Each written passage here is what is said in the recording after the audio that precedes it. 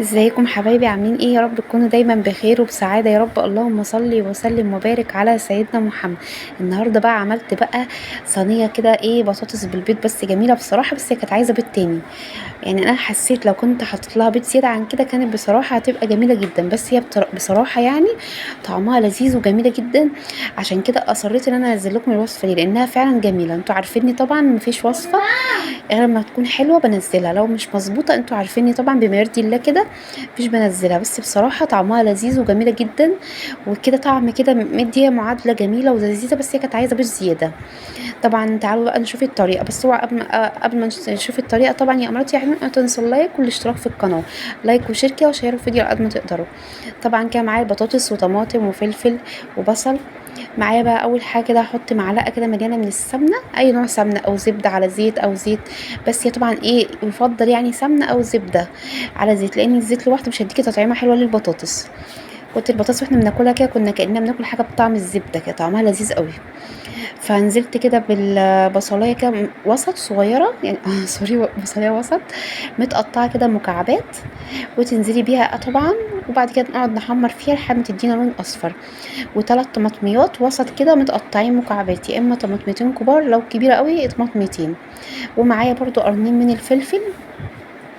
الفلفل الاخضر الرومي، قرنين برضو متقطعين كده.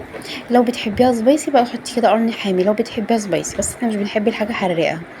فحطيت كده قرنين من الفلفل الاخضر متقطعين كده حتت صغيره، وثلاث طماطميات متقطعين كده مكعبات، واقعد كده اقلبهم شويه صغيرين، وانزل بالتوابل بتاعتي والملح. بعد كده نشوف برضو هنعمل ايه تاني. انا كده قلبت فيها حبه صغنطاطين كده، قلت بقى اروح احضر التوابل بتاعتي. معايا بقى كمون وكزبره وبابريكا وشطه وسبع بهارات وماجي، المفروض كان فلفل اسود بس كان الصراحه خلصان عندي. من كل حاجه كده نص معلقه صغيره، والماجي معلقه ونص صغيره. زي ما انتوا شايفين مكونات بسيطه جدا، بس بجد النتيجه جميله جدا وطعمها حلو. طبعا البابريكا طبعا بتدي لون جميل قوي للوصفه دي، طبعا اللي مش حابه خلاص. ومعايا نص معلقه ملح بس مش مليانه قوي، معلقه كبيره يعني ازيد من ربع، بس حاجات بسيطه. طبعا يعني احنا اعملي حساب، لا مش نص يعني يعتبر ربع، بس ربع ربع يعني واخد حقه، يعني مش ربع مش ناقص، بس مش نص يا جماعه. خلي بالك عشان طبعا ده عشان البنات الصغيرين. طبعا هو الماجي اصلا محدقه، فخلي بالك عشان ما تحدقش منك الوصفه. طبعا ده 3 بطاطسيات، الثلاث بطاطسيات دول كيلو الا ربع من البطاطس. حابه تزودي عن كده او هتقللي مثلا تعملي بطاطستين بس اللي انتي حباه. طبعا انا قطعتها كده مكعبات صغيره وغسلتها زي ما انتوا شايفين كده مكعبات صغنطوطه كده عشان تستوي على طول. وبعد كده بقى اقلبها كده كام تقليبه بحيث تاخد مع المكونات اللي انا حطيتها كلها. وبعد كده بقى اسيبها تستوي زي ما انتوا شايفين، بس نحط لها طبعا ميه عشان تستوي طبعا، لان لو ما سيبناها كده مش هتستوي. فهننزل عليها بمج من الميه اللي موجود في كل بيت، وهنغطيها اول ما تغلي هنوطي عليها، عشان طبعا البطاطس ما تحتاجش ان احنا نزودها ميه تاني. هي تستوي في الميه الا النار العاديه تستوي من غير ما نحتاج ان احنا نزودها ميه تاني. فطبعا انا شفتها لقيت البطاطسيه طبعا استوت، وطبعا اتسبكت اهي وشربت الميه بتاعتها، هي كده تمام قوي. بصوا البطاطسيه دايبه تماما، استوت خالص. هو ده خلاص، ده كده تمام قوي كده. نفردها بقى كده ونروح بقى نشوف ما البيض بتاعنا ونحط. بس طبعا لو انت عايزاه تبقى حلوه قوي وكده شكلها كده حلو قوي اشرحي القلب حط لها 6 بيضات او 5، تبقى جميله قوي. انا بصراحه حسيت 3 كان قليل قوي. انا حبيت برضو اقول لكم، بس هي كانت طعمها لذيذ قوي وجميله جدا برضو، ما كانتش وحشه. ونزلت كده ب3 بيضات زي ما انت شايفه. سهله وبسيطه خالص، بس جربيها الوصفه دي بجد هتعجبك قوي. طبعا زي ما انت شايفه بس اغسل ايديا كده مكان زفرت البيض اللي في ايديا.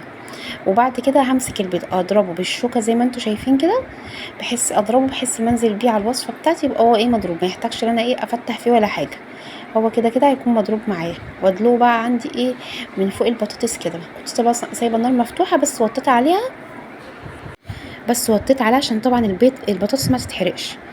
وزي ما انتوا شايفين نزلت بقى بالبيض، بس المفروض كنت وزعته احلى يعني، بس اتدلق مني كده في قطع حته واحده. بس بعد كده لما اكتشفت بعد كده لقيته بقى يخش في انحاء البطاطس كلها من تحت.